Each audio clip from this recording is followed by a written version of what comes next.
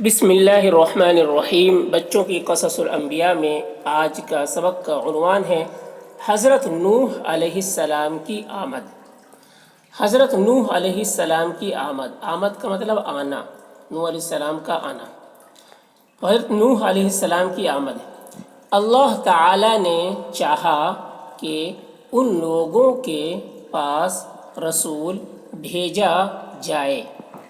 اللہ تعالیٰ نے چاہا کہ ان لوگوں کے پاس رسول بھیجا جائے تاکہ ان کو سمجھائے اور ان کو بری بھلی باتوں سے آگاہ کرے آگاہ یعنی باخبر کرے، ان کو باخبر کرے، خبر دے اس کے بارے میں۔ یہ تو ہو نہیں سکتا کہ اللہ تعالی خود لوگوں سے بات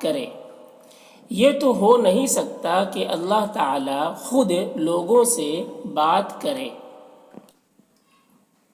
یہ ناممکن ہے کہ اللہ تعالی ہر ایک کے پاس جائے۔ یہ ناممکن ہے کہ اللہ تعالی ہر ایک کے پاس جائے اور کہے کہ فلاں کام برا ہے، اس کو چھوڑ دو،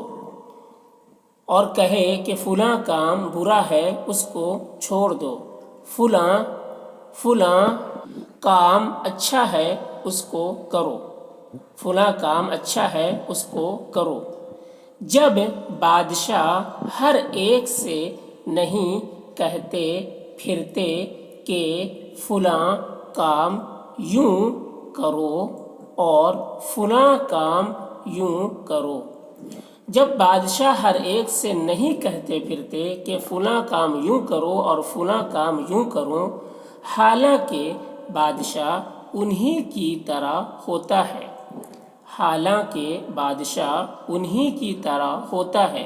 وہ بات بھی کر سکتا ہے اور لوگ اس سے بات کر سکتے ہیں،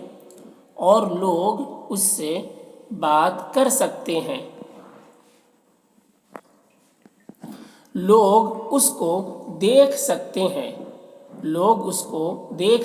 ہیں اور اس کی باتیں بھی سن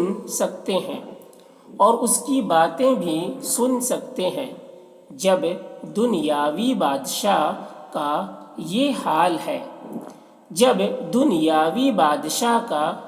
حال ہے تو پھر دونوں جہاں کے رب العالمین، سارے عالم کے شہنشاہ پر کب زیب دیتا ہے کہ جب دنیاوی بادشاہ کا یہ حال ہے تو پھر دونوں جہاں کے رب العالمین، دونوں جہاں مطلب دنیا اور آخرت، ایک جہاں یہ دنیا ہے اور دوسرا جہاں آخرت ہے، تو دونوں جہاں کے رب العالمین یعنی پورے عالم کا رب، پورے عالم کا مالک، رب کے معنی مالک، پیدا کرنے والا، عالمین رب کے معنی مالک بھی ہے اور پیدا کرنے والا، عالمین یعنی پوری جہاں کا، سارے عالم کا، پوری کائنات کا، یونیورسل کا، رب العالمین سارے عالم کے شہنشاہ یعنی بادشاہوں کا بادشاہ، سب سے بڑا بادشاہ، سارے عالم کے شہنشاہ پر کب زیب دیتا ہے، زیب دیتا مطلب کب یہ ان کو سوٹ کرتا ہے، کب ان کو یہ اچھا لگتا ہے، کب زیب دیتا ہے کہ لوگوں کو سمجھاتا پھرے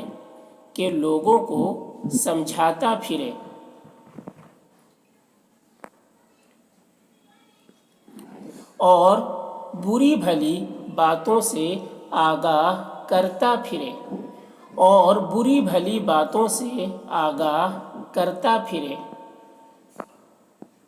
ہاں، جب اللہ تعالی کسی سے بات کرنا چاہتا ہے،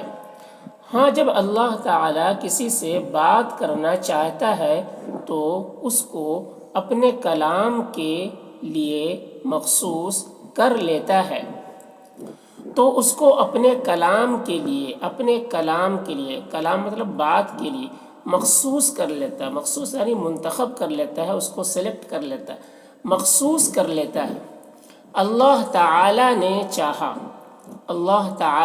چاہا کہ جو رسول ان کی طرف بھیجا جائے، اللہ تعالیٰ نے چاہا کہ جو رسول ان کی طرف بھیجا جائے وہ انہی کا ہم جنس ہو، ہم جنس مطلب انہی کے نسل سے ہو، انہی کی قسم سے ہو، انہی کی برادری میں سے ہو ٹھیک ہے، وہ انہی کا ہم جنس ہو، یعنی انسان ہی میں سے ہو، تاکہ لوگ اس کو پہچان سکیں،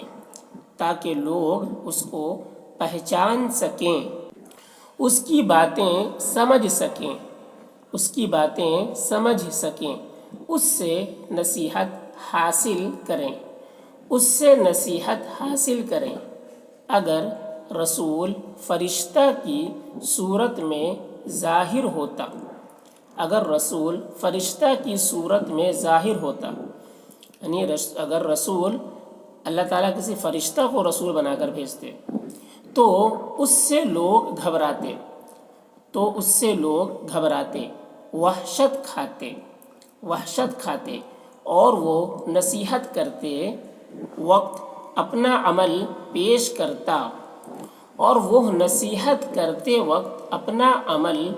کرتا تو یہ کہتے کہ تمہارا ہمارا کیا مقابلہ، ہم آدمی ہیں اور تم فرشتہ، بھلا کوئی مناسبت ہے۔ ہاں، تو اگر اللہ تعالیٰ فرشتہ کو رسول بنا کر بھیجتے تو انسان زیادہ اشکال کرتا کہ وہ تو فرشتہ ہے، ہم انسان ہیں، وہ جو کچھ اگر وہ یہ چیز کام کر رہا ہے اور ہم نہیں کر رہے ہیں تو اس میں کوئی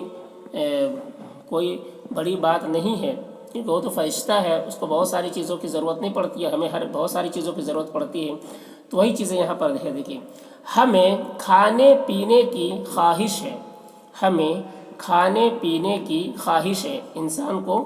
ہمیں کھانے پینے کی خواہش ہے، ہمیں رہنے سہنے کی حاجت ہے، ہم بیوی بچوں والے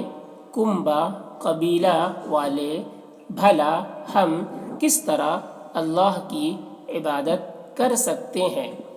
ہم بیوی بچوں والے، کنبہ قبیلے والے، کنبہ یعنی گھر والے، قبیلہ یعنی برادری والے، بھلا ہم کس طرح اللہ کی عبادت کر سکتے ہیں۔ ہم انسان ہیں، ہماری لاکھوں ضرورتیں ہیں، ہمارے دل میں صدہا خواہشیں ہیں، صدہا یعنی سینکڑوں خواہشیں ہیں، ہم ان کو پورا کریں یا اللہ کی عبادت کریں۔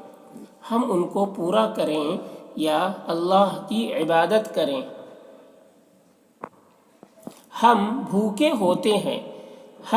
ہوتے ہیں تو ہمیں پیٹ کے لیے دوڑنا دھوپنا پڑتا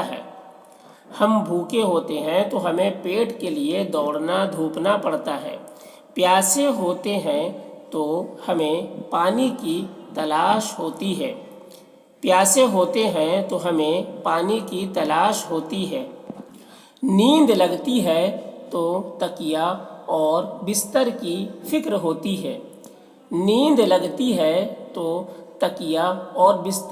فکر ہوتی ہے، بیمار ہوتے ہیں تو دواؤں کی حاجت ہوتی ہے، کوئی مر جاتا ہے تو اس کے رنج و صدمہ سے حالت بری ہو جاتی ہے، کوئی مر جاتا ہے تو اس کے رنج و صدمہ سے حالت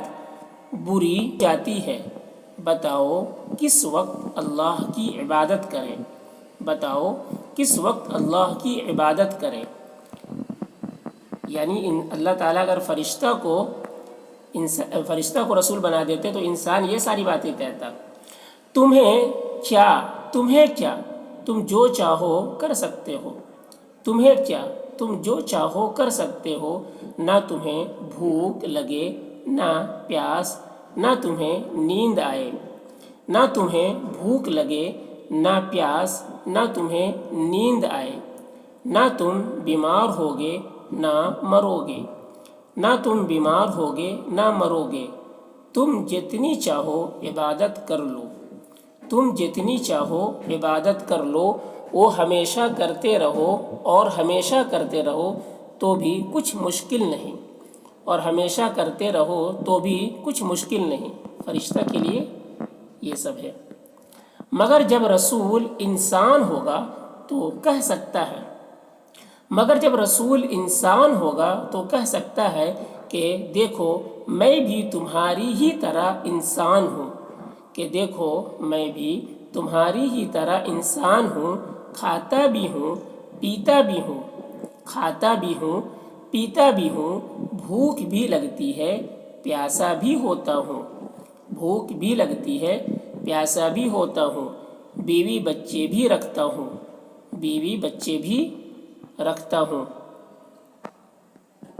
لیکن اللہ کی یاد سے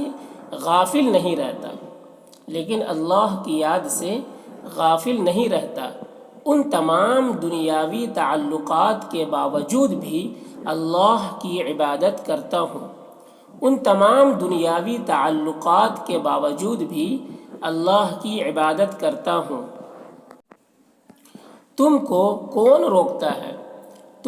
کون روکتا ہے؟ کس چیز نے تم کو اللہ کی یاد سے اور اس کی عبادت سے غافل رکھا؟ کس چیز نے تم کو اللہ کی یاد سے اور اس کی عبادت سے غافل رکھا؟ تو اس کا ان کے پاس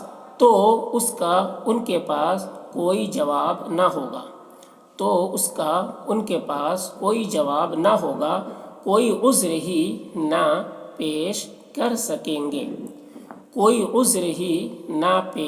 سکیں گے، لاجواب ہی ہونا پڑے گا۔ تو اللہ نے رسول انسان کو کیوں بنایا، فرشتہ کو کیوں نہیں بنایا، وہ ساری باتیں اس میں آپ نے دیکھ لیا۔